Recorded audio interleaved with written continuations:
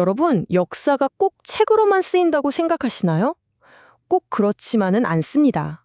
때로는 온몸으로, 그러니까 춤으로 기록되기도 하거든요. 오늘 우리가 할 이야기가 바로 그겁니다. 사라진 류큐 왕국의 역사가 어떻게 그들의 춤사위에 하나의 언어처럼 새겨졌는지 그 비밀을 함께 풀어보려 합니다.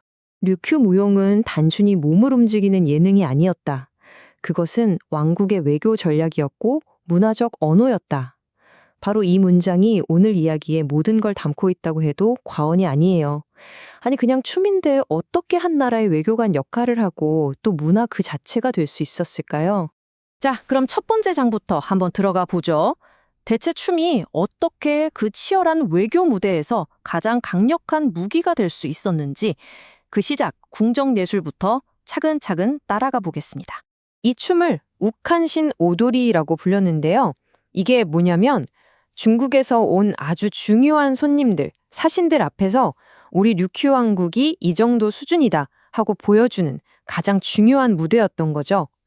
이건 그냥 춤 공연이 아니라 국가의 자존심을 건 하나의 프레젠테이션이나 마찬가지였습니다. 근데 여기서 진짜 흥미로운 게 뭐냐면요. 이 무대가 아무나 오를 수 없었다는 점이에요. 철저하게 배타적이었죠. 말 그대로 춤이 당시 왕국의 엄격한 계급사회를 비추는 거울이었던 겁니다. 그러니까 누가 저 무대에 설 수 있느냐, 이게 곧 그 사람의 신분을 증명하는 시대였어요. 이 궁정의 예술은 단순히 배타적이기만 한 게 아니었어요. 굉장히 고도로 조직화된 마치 하나의 언어처럼 아주 정교한 시스템을 갖추고 있었거든요. 보세요. 그냥 춤이라고 퉁치는 게 아니라 목적에 따라 이렇게 5개 장르로 세분화되어 있었습니다.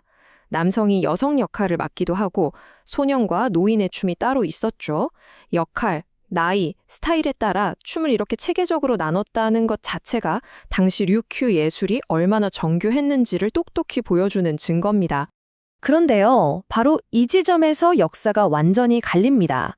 1879년, 왕국이 사라지면서 궁정 안에서 보호받던 류큐 무용의 운명도 완전히 뒤바뀌게 된 거죠. 자, 왕국이 사라졌습니다. 든든한 후원자였던 궁정도 없어졌죠. 이 춤은 이제 갈 곳을 잃었어요. 그래서 어디로 갔을까요?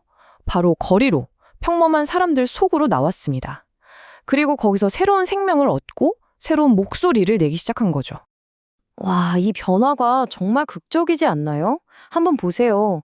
전에는 오직 남성 귀족만 출 수 있었던 춤을 이제는 평범한 서민들이 추게 된 거고요.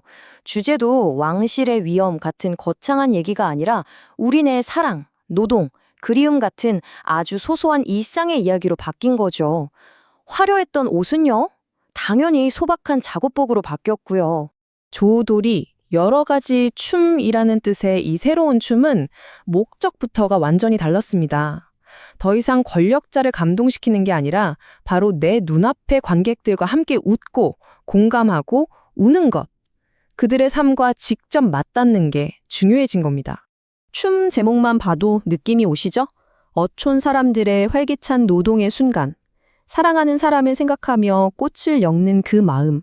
저 멀리 물새를 보며 고향을 그리는 애틋함. 전부 다 우리 주변에서 볼 수 있는 바로 그런 이야기들입니다. 하지만 류큐 무용의 뿌리를 찾아 더 깊이 들어가 보면요. 사실 왕궁보다 훨씬 더 깊은 곳에 가닿게 됩니다. 바로 이 섬의 흙과 사람들의 영혼 그 자체의 말이죠. 이게 바로 궁정의 그 세련된 춤이 태어나기 훨씬 이전부터 존재했던 오키나와의 가장 원초적인 몸짓입니다. 삶과 신앙 그 자체에서 자연스럽게 태어난 뭐랄까 다듬어지지 않은 날 것 그대로의 움직임인 거죠. 그 대표 주자가 바로 에이사입니다. 우리나라 추석 같은 오복 명절에 조상님들의 영혼을 맞이하고 또 잘 보내드리기 위해 추는 춤인데요. 심장을 쿵쿵 울리는 저 거대한 북소리, 역동적인 군무에서 뿜어져 나오는 에너지는 오늘날 오키나와 그 자체를 상징한다고 할 수 있어요. 쿠이자는 또 느낌이 확 다릅니다. 악기가 없어요. 오직 손뼉을 치고 발을 쿵쿵 굴러서 대지를 흔들죠. 비가 내리길, 풍년이 오길 기원하면서 인간의 몸 자체를 악기 삼아서 자연과 직접 소통하려 했던 그 원초적인 힘이 고스란히 느껴지는 춤입니다. 앙가마는 정말 독특해요. 저승에서 온 정령들이 가면을 쓰고 나타나 춤을 추다가 갑자기 살아있는 사람들과 막 농담 따먹기 같은 문답을 주고받아요.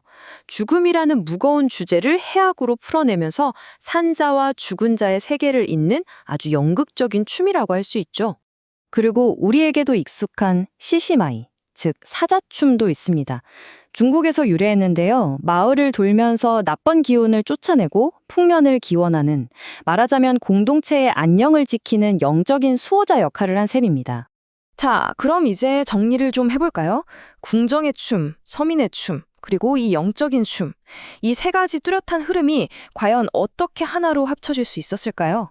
결국 류큐 무용은 세 개의 층으로 이루어진 하나의 역사책 같은 거예요.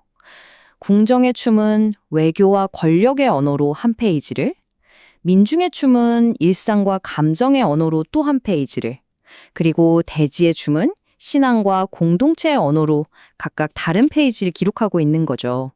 그리고 가장 중요한 건 이 세 갈래가 결코 따로따로 노는 게 아니라는 겁니다. 궁정의 품격과 민중의 활기, 그리고 대지의 영혼이 하나의 강물처럼 자연스럽게 합쳐져서 오늘날 우리가 보는 오키나와 문화의 그 풍부한 영혼을 만들어내는 겁니다. 자, 이렇게 류큐의 춤은 그들의 역사를 온몸으로 기록했습니다. 그럼 이제 마지막으로 이런 질문을 던져보고 싶네요.